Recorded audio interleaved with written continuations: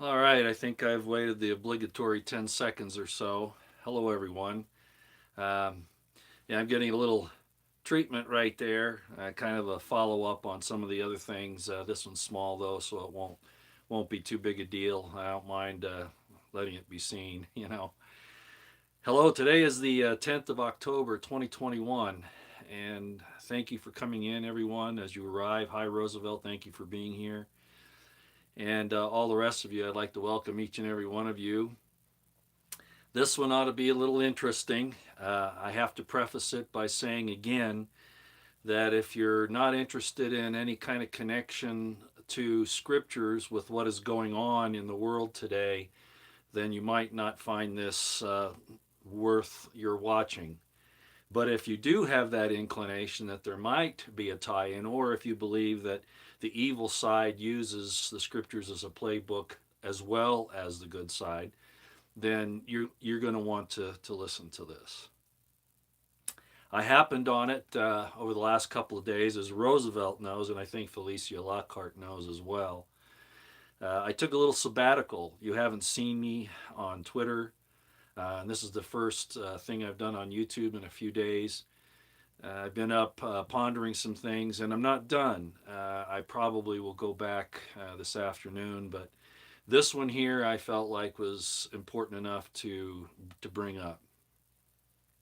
Yeah, I'm not going to get into who is this saying that George McDowell 1607 1619. Yeah, I'm not. That's not where we're going today. This is a little different deal. Okay. Uh, let's see. What's this now? DN. Yeah.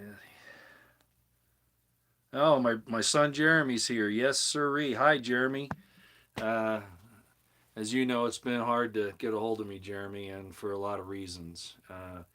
And you and I are going to talk a little bit later, okay? If not today, tomorrow. Okay.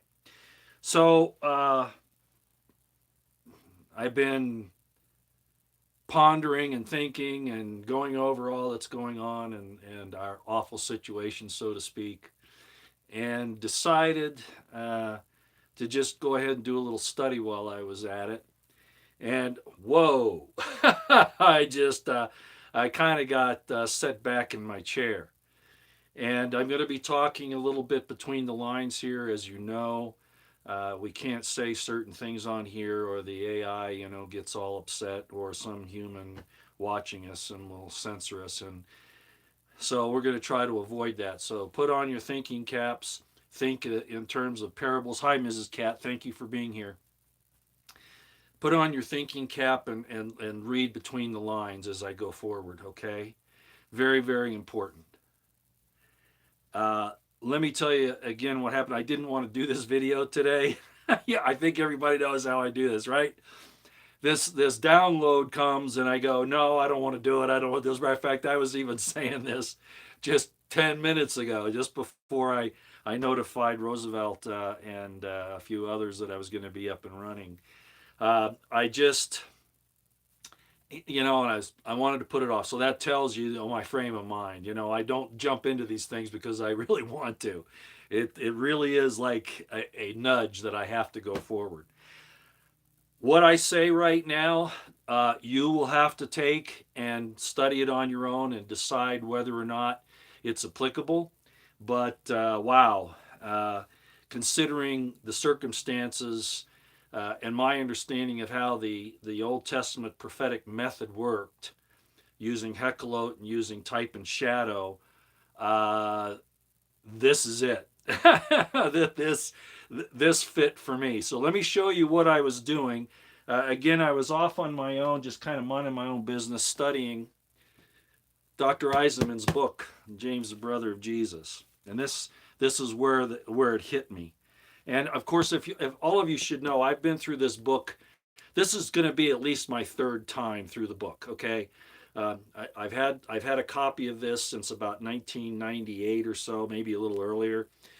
Used it in my studies for my credentials. I'll put it that way, and it's an unbelievably well researched book. No, I don't agree with all the conclusions, but that's part of scholarship. At least in scholarship, this type, We can disagree on subjects and not censor somebody because they disagree with us. Well, of course, that's not the case when it comes to government, health, medical pronouncements, right, and those types of things. Thank goodness that we can still have scholarly debate and topics like this.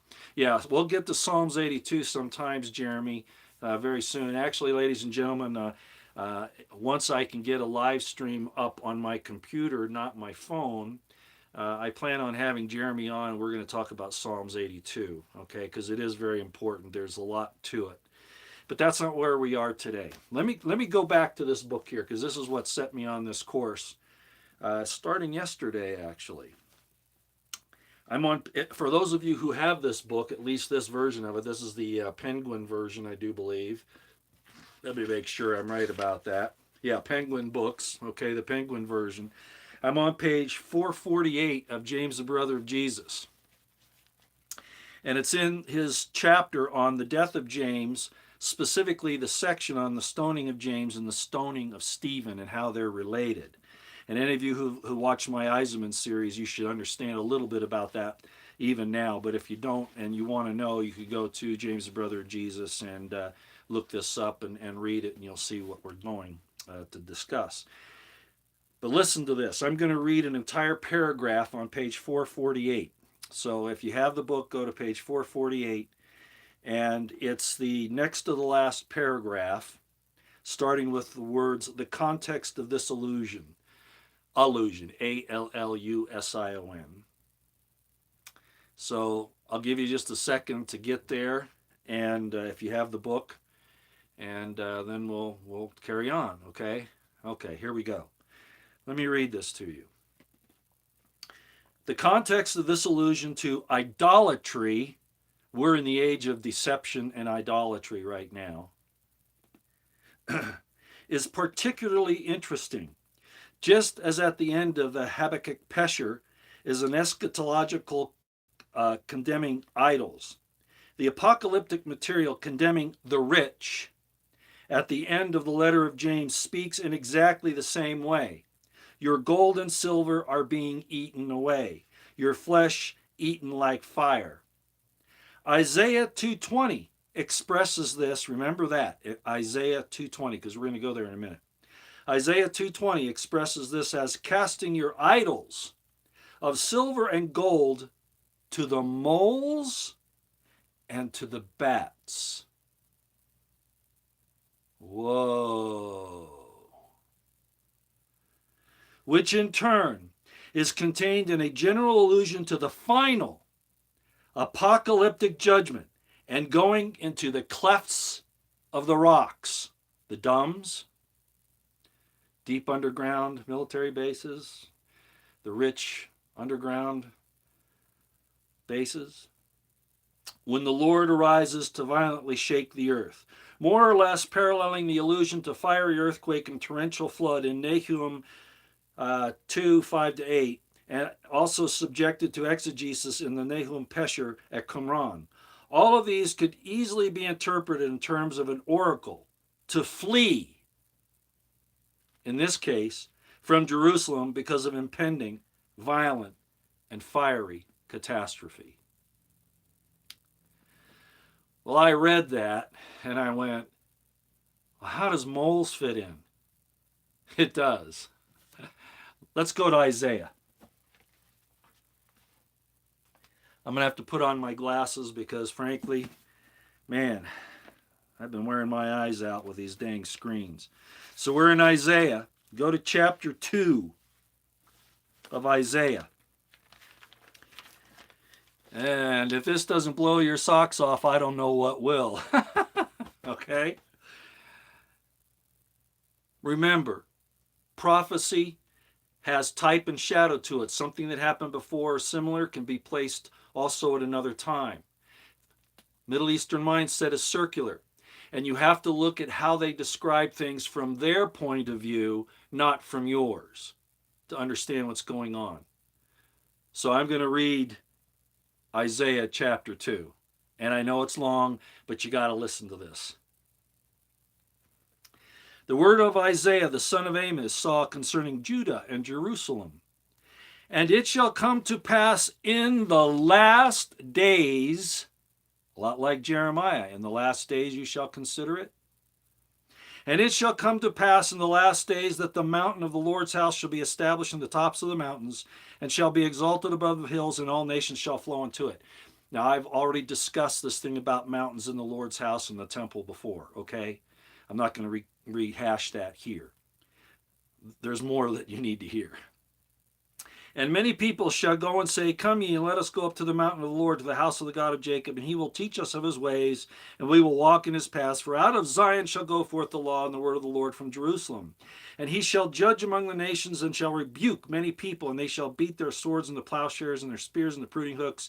Nation shall not lift up sword against nation, neither shall they learn war anymore. So this is the end game. This is where the Lord is taking us, right? This is we're to come into this time where all of this nonsense stops. But, starting at verse 5, O house of Jacob, come ye and let us walk in the light of the Lord. Therefore thou hast forsaken thy people, the house of Jacob, because they be replenished from the east and are soothsayers, pharmakia, sorceries, like the Philistines, and they please themselves in the children of strangers, bringing people into your country, taking over your land. Sound familiar? Their land also is full of silver and gold, neither is there any end of their treasures. Their land is also full of horses. Now listen to this. Neither is there any end of their chariots. Go out on an interstate or drive through a city. How many things like chariots do you see, and there's no end to them? Verse 8, their land also is full of idols. Television, football, politicians, doctors, the medical establishment, the military. They worship the work of their own hands. What did I say about making the AI God? They create something with their own minds and hands, and they're worshiping it. That which their own fingers have made, that's true idol worship, and you're forbidden to do it. Create a graven image. And then it says in verse 9, and the mean man boweth down to these idols, and the great man humbleth himself. Therefore forgive them not. In other words, these rich, powerful men succumb to this aphrodisiac of power and wealth and being nasty. Okay? And what we read in Revelation, right? About the rich and powerful men of the earth, right? And their pharmakia, they deceived the whole world with their pharmakia, the rich and powerful men. Isaiah is going to address that, and you'd never guess it. Okay, listen to this. Enter into the rock and hide thee in the dust for fear of the Lord and for the glory of his majesty. Again, they've created these underground bunkers. The lofty looks of man shall be humbled, and the haughtiness of men shall be bowed down, and the Lord alone shall be exalted in that day. They're not going to make it, of course. For the day of the Lord of hosts shall be upon every one that is proud and lofty. In other words, the judgments of God will be on these that are proud and lofty. And upon every one that is lifted up, and he shall be brought low. And upon all the cedars of Lebanon that are high and lifted up, and upon all the oaks of Bashan. Just so you know who the cedars of Lebanon are, they're the priests. You could say the religious leaders. Put anybody in that category you'd like, but that's what they are. And upon all the high mountains, and upon the hills that are lifted up, and upon every high tower, and upon every fenced wall, and upon all the ships of Tarshish, and upon all pleasant pictures. And the loftiness of man shall be bowed down, and the haughtiness of men shall be made low. And the Lord alone shall be exalted in that day. And now listen to this. This is where it gets important. And the idols he shall utterly abolish. And think also of Malachi 4, where it talks about Shemesh. The Lord shall send the sun, Shemesh, with healing in its wings. Okay, think along those lines here. Let me read that again. And the idol, these things that are controlling us, and the idols shall he shall utterly abolish. And they, these mean men, these rich men that are doing all these designs, shall go into the holes of the rocks and into the caves of the earth for fear of the Lord and for the glory of his majesty when he ariseth to shake terribly the earth. In that day that all this is happening, a man shall cast his idols of silver and his idols of gold, which they made each one for himself, to do what? To worship to the moles and to the bats. To go into the clefts of the rocks and into the tops of the ragged rocks for fear of the Lord. They're trying to take over before he gets here. Think about all that's happening and where they've come up with these illnesses, where they planted them, and what the story has been. Into the tops of the ragged rocks for fear of the Lord and for the glory of his majesty when he ariseth and shaketh terribly the earth. Create ye from man, or cease ye from man, rather, whose breath is in his nostrils, for wherein is he to be accounted of? Do you understand this?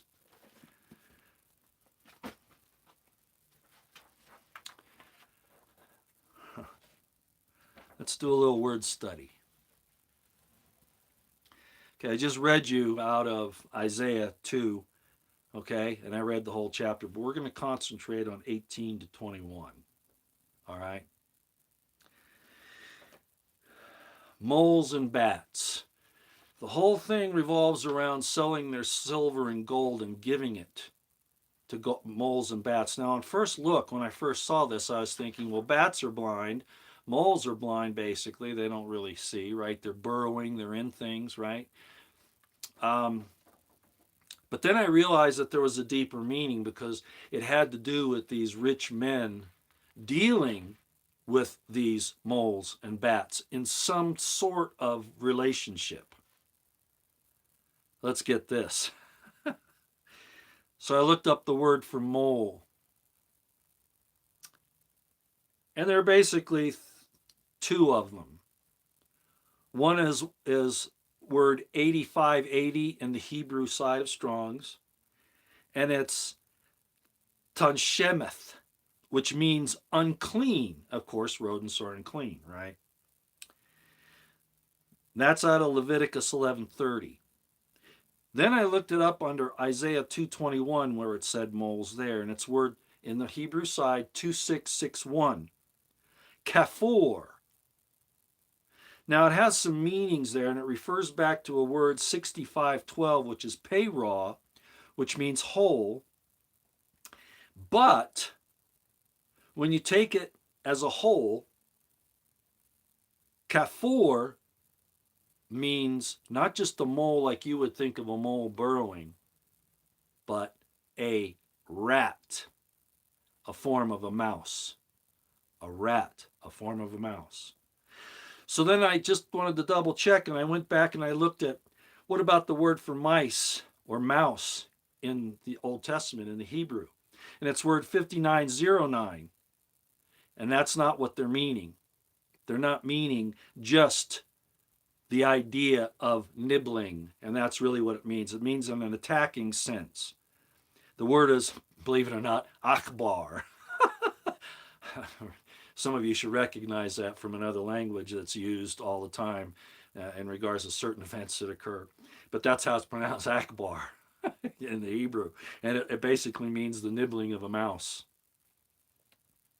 So that's not it. So they're talking about something else. They're not talking about the action of nibbling. They're talking about something being acted upon bats and rats. Just to be safe, I looked up the word for bat, and it's word 5847, atolafe. Atolafe. Okay? Now, interestingly, because bats are blind, and you have this thing with the eyes, they use an ayin in the word. And basically what it's spelled ayin, tet, lamed, pei. Okay? So basically what it means is it's kind of like a nasty thing that doesn't see, and it forces itself out with its mouth. In other words, they use sonar, right?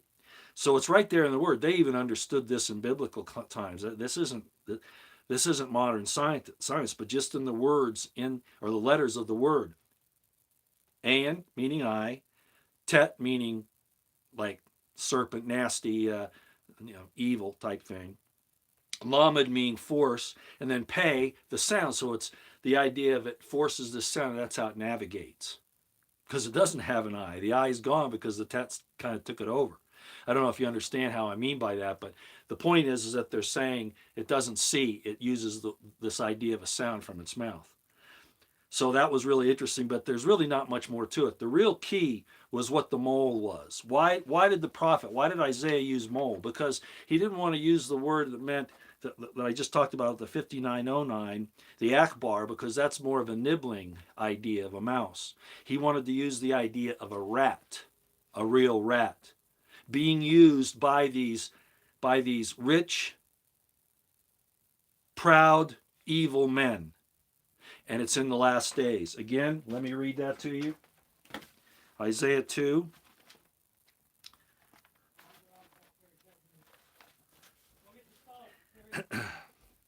Let me read this again. And it shall, this is chapter 2 of Isaiah, this is verse 2.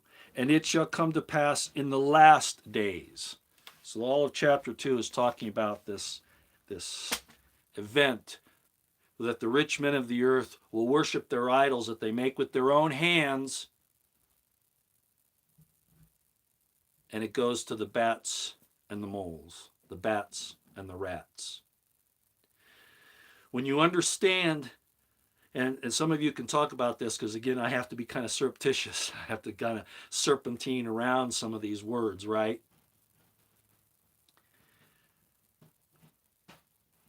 They're using those particular creatures. They've cast their money. How much money has the leader of NIH and the infectious disease people and all those, and the United States government and Gates, how much money have they put into this whole project? And it had to do with using bats and mice. They've used mice not just for the testing, but also to take human fetuses, and I'm going to be very careful here when I say this, and putting them into the mice so that they can humanize the mice so that they can make these diseases and these GMIs. And of course, in the bats, it was used for their gain of use. I'm not going to use the actual words, read between the lines. Their gain of use. Isaiah prophesied this 2,500 years ago. And it goes right along with Revelation about the rich men of the earth, the mean men of the earth that we've read many, many times. Roosevelt just pointed out, and I showed it the other night about the tentacles. If there were some other researchers that found some round objects, and it's apparently from those round objects that these things grow. So they're probably sort of like eggs, kind of. And it's definitely not good stuff. Make of it what you will, but it hit me like a ton of bricks. We were told about all this a long time ago. And I see a lot of you putting a lot of good information up here. Very good. That's coming from Rennie Helder, showing all the different. That's called Natarikon, by the way. Breaking it up like that. Very good. Of course, the definitions of the letters. So I wanted to bring that to you today. The good news is that God says they aren't going to succeed. It's going to take a good portion of the world out. We just have to stay separate from it. We have to resist it with all of our might. And God says a couple things. Right there, he said, these evil men will be put down, right, in the end. That doesn't mean we can't or that we shouldn't act on our own. We have to actively resist. We have to actively speak out and defend our loved ones. Defend them. Read between the lines. There will be a remnant. And then, of course, there's the other word, the other information that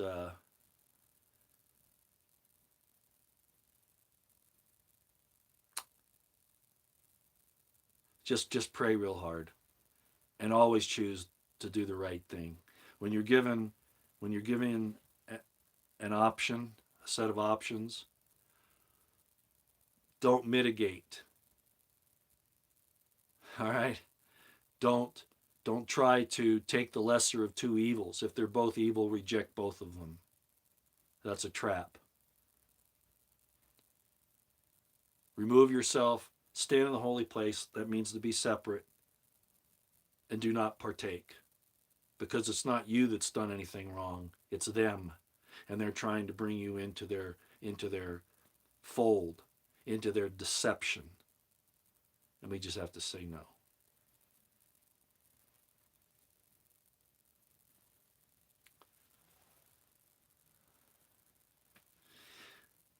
That's probably all I'll do today. Uh, I think that's probably enough for you all to. Well, we didn't talk about Tav today, Rennie. We didn't talk about Tav today. Tav or Tau, depending upon how you say it. Yeah, this is an ELE, Chris, and that's by design.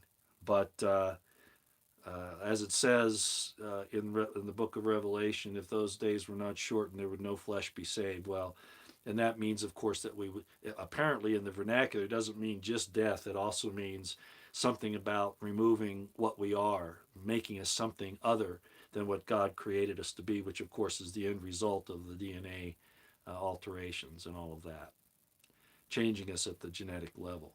So, God knows that if He doesn't step in at some point in time, that His creation would be totally changed and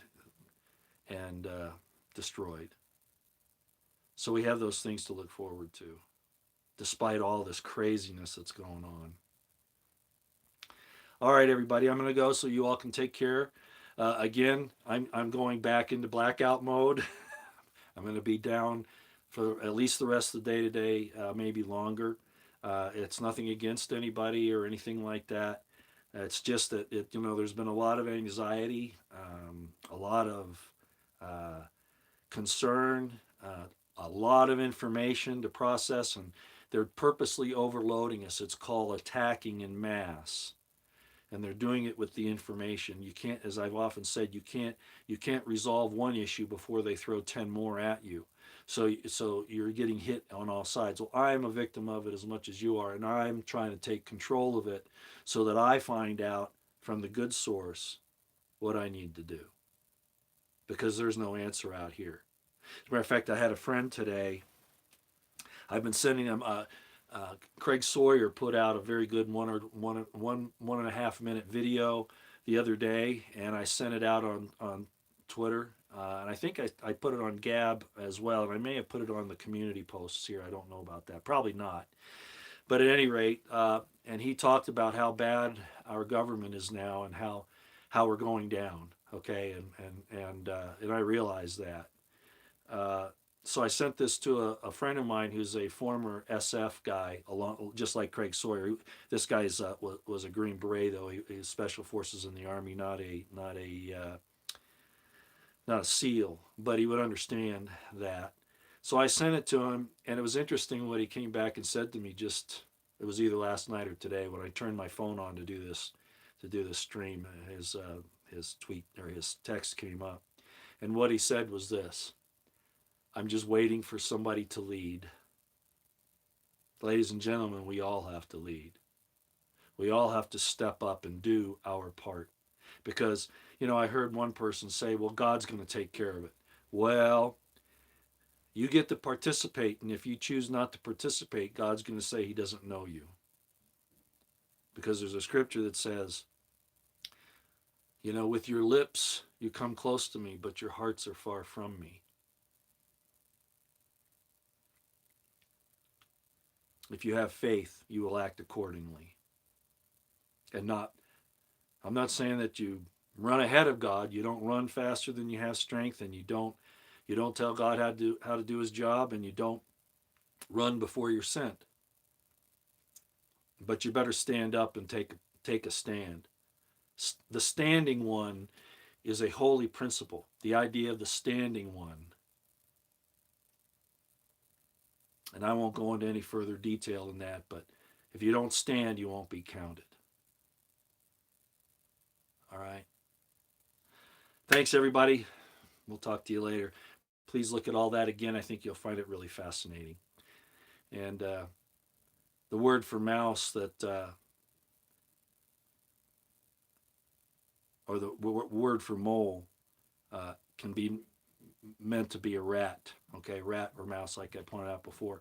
The idea of a mouse or mice is normally the idea of nibbling. Okay, so that's not what Isaiah meant. Was not a mouse in the sense of nibbling, but a mouse in the sense of a rat. Okay. All right. Y'all take care.